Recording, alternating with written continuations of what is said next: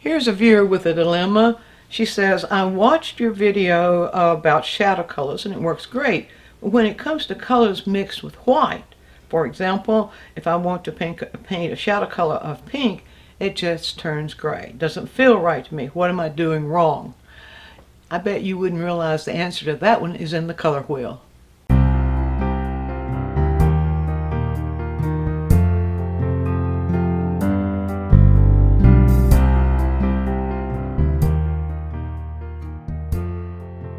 One thing I can guarantee you is that if you make all of your color decisions based on the color wheel, how we read the color wheel, you won't have problems when it comes to mixing any color you see.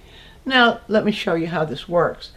For one thing, I've got some examples here of pink. This was the color that this viewer gave as an example. So here we have pink, and we have pink in light, and we have pink in shadow. We have here a close-up of pink that's mostly in shadow. We can take the color wheel. First of all, there's no such hue as pink. Okay, pink is a color, just like other labels we use, such as we'll use magenta or olive or things like that, cyan and on. They're not hues, they're colors. Color means that it is a particular color that includes hue, value, and intensity. Those are the three parts of color. In order to be able to find any color we need, we can switch the way we look at it and think of what we're looking for in terms of hue, value, and intensity. Now let me show you how that works. Pink is no color, but what hue creates pink? We can find that out. We just take a color wheel and we can place it, well, we can place it in any of these areas. You see about the same kind of pink, if you will, coming from this flower. So let's just place a color wheel there. And we can rotate it and look at which hue on the color wheel seems to, that this pink seems to gravitate to most. Now we see that it does gravitate a little bit towards the red, but it seems to be gravitating more towards red-orange. There's our first clue right there. We have the hue red-orange. The hue red-orange has been diluted, so it's a lighter value, causing us to call it pink. It might be of a higher intensity or a lower intensity. We can find that out later.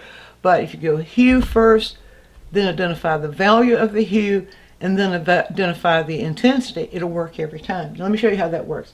So if we identify the hue as red-orange, then we go to our palette tube colors for our palette. What tube color do you have that will register red-orange? Do you have one? If you don't have one, you can mix it. But I do have one, and that's cadmium red light. So that's where I'll start to show you how this works. So we'll pull cadmium red light onto the palette right here. I'm going to pull enough of it to work with. And I just want to show you progression on this little sheet of canvas up here.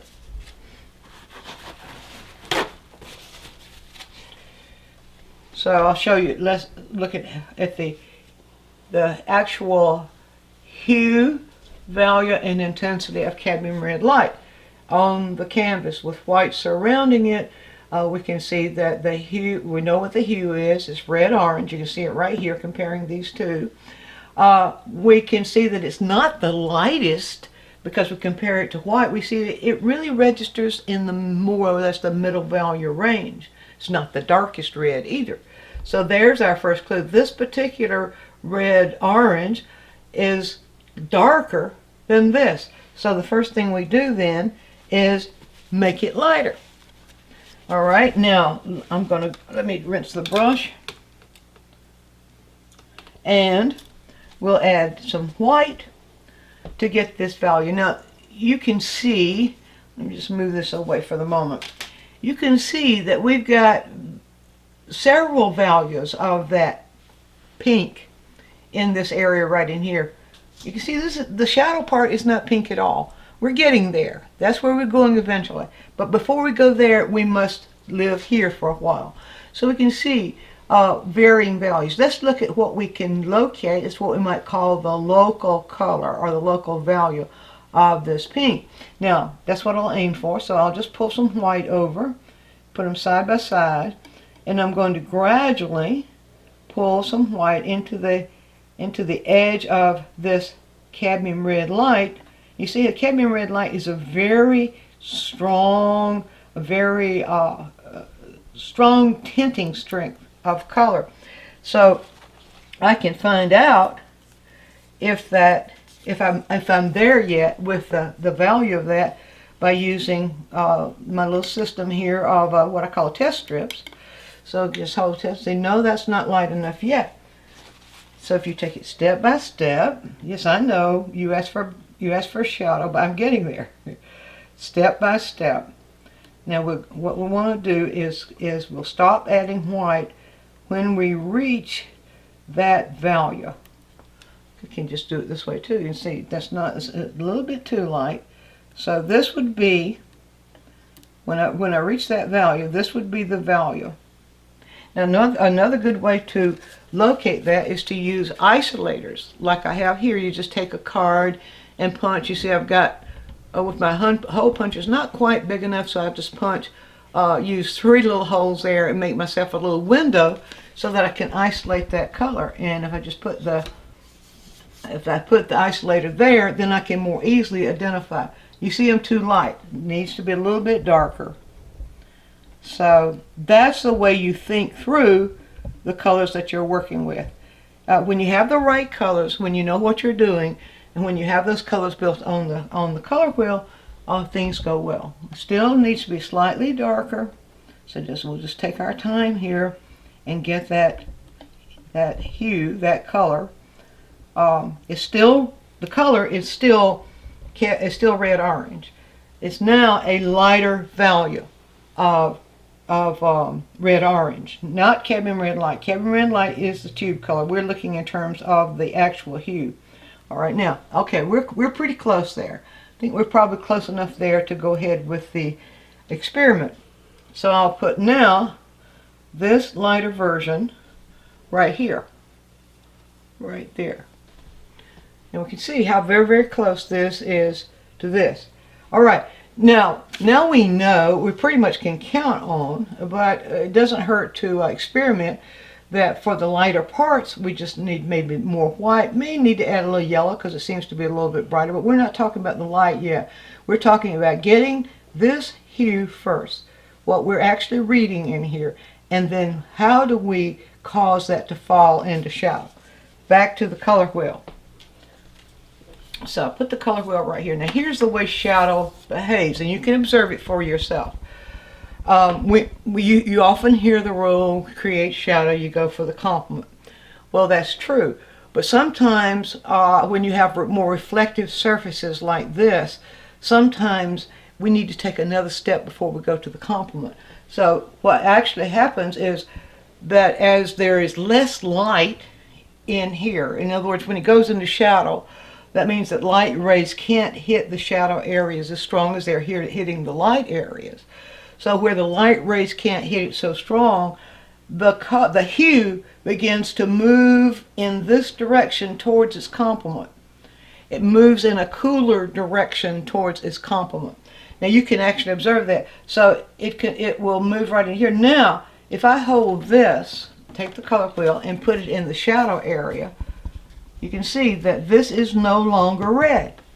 All right, let's put it right here. This is no longer red-orange. You see what it's doing there? It's looking more violet. All right, so then I can just continue to rotate. Now it's getting closer. It feels a little bit closer. Red-violet. There's red-violet. It's getting a little closer to that red-violet. That's not all. The intensity has been reduced, as happens when things go into shadow. Intensity is always going to, or saturation, or chroma, whichever word you use, it's always going to be reduced. So let's go back all the way over here and we'll see, oh, we really are seeing violet in there. But we're not seeing red, the complement red, orange is blue-green. We're not seeing blue-green, but we are seeing violet, but we're seeing a low intensity violet. Now here's the way you can go there and get this without it looking chalky. The first step then is let's change the value before we go there. So you've got color that's got white in it, but this is a darker value. Now we can see that by comparing.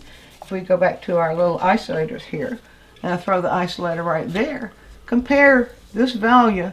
Well, let's put both these isolators up and let you compare. All right, compare this value with this value. So why use the one with white in it?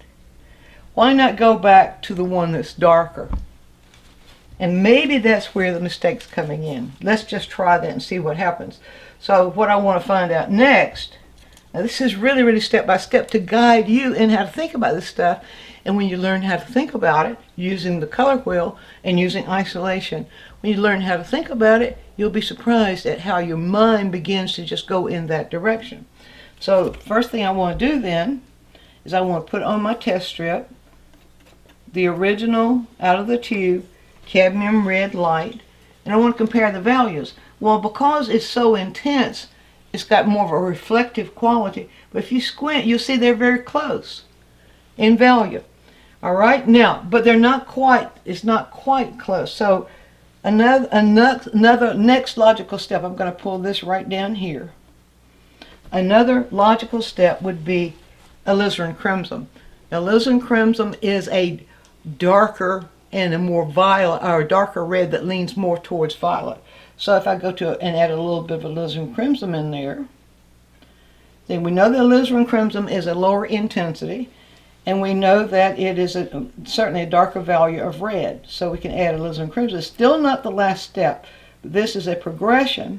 I just want to show you, not quite there yet. So let's just say let's let alizarin crimson be a little bit more dominant there. Wipe that palette knife off and then come over and pick up just a little bit more of the alizarin crimson. Now, you would not want, the next question I hear, could you go directly for alizarin crimson? It's not that dark. Okay, let's see. We're probably, yeah, we're in that value range now. You see that? See how close the values are? All right. Then the next logical step is to go for either the complement or something that's close to the complement. So let's go back to the color wheel. And what does the color wheel tell us? Oh, by the way, I wanted to put that, I want you to see the progression here. So let me put this sample up right here so that you can see the progression. This is beginning to move into shadow. This is the progression, beginning to move into shadow.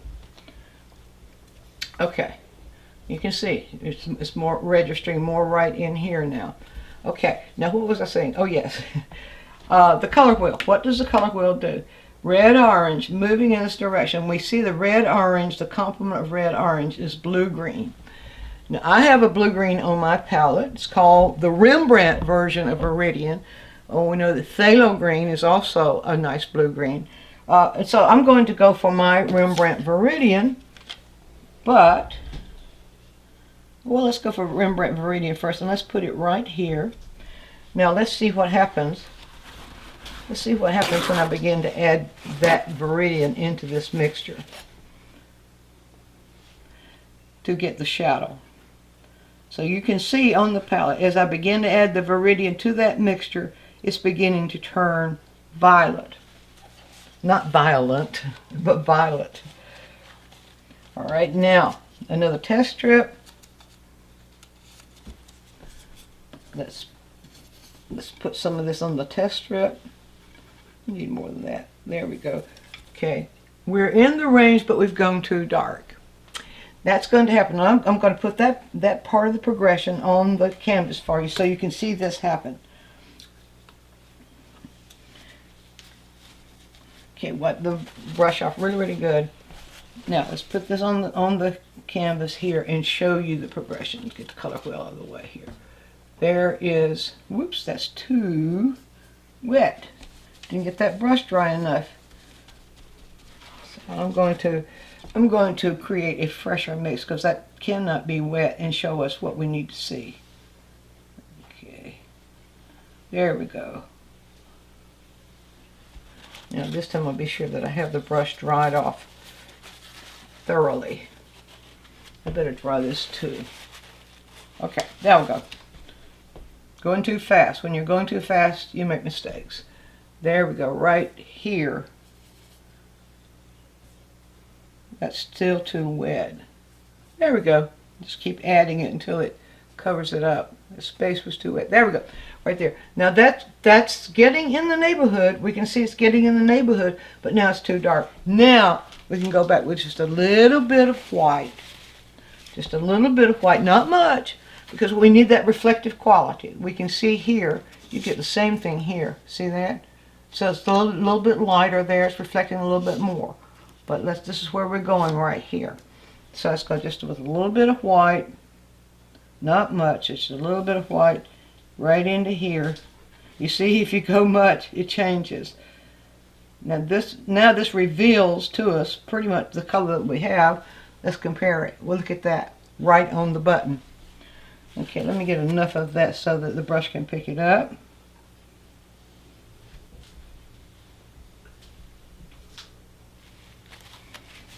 And wipe off the brush to be sure there's none of the other color in there, and show you what we have. Not enough. Get just a little bit more of this. Pull this into deeper mix. I may have to backtrack a little bit. No, this is good for you to see. I am going to have to backtrack just a little bit. Let's see. No, that's too light. I'm going to have to backtrack a little bit. So what I'll do, if you don't mix enough color, such as I did not mix right there, enough color, just go backtrack a little bit, make yourself a new batch, just like what you had before. Add that Viridian back into that, and can't be sure that I'm not going too fast here. I need that to register right on that hue that we're looking for. Now let's see. Let's see if we're not there now. Okay, that needs a little bit more of the Viridian. You can see it does. If it just stays red, that means you need to add a little bit more Viridian, but we also got a value thing to consider there. There we go. That's pretty much it. Let's check it. Check it with another test strip.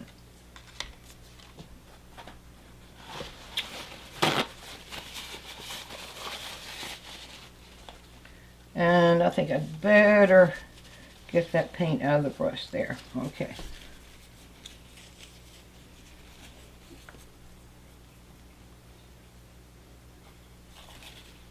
Look at that. Very, very close. Very, very close. Maybe stand just to be just a little bit lighter, but here we are. Very, very close.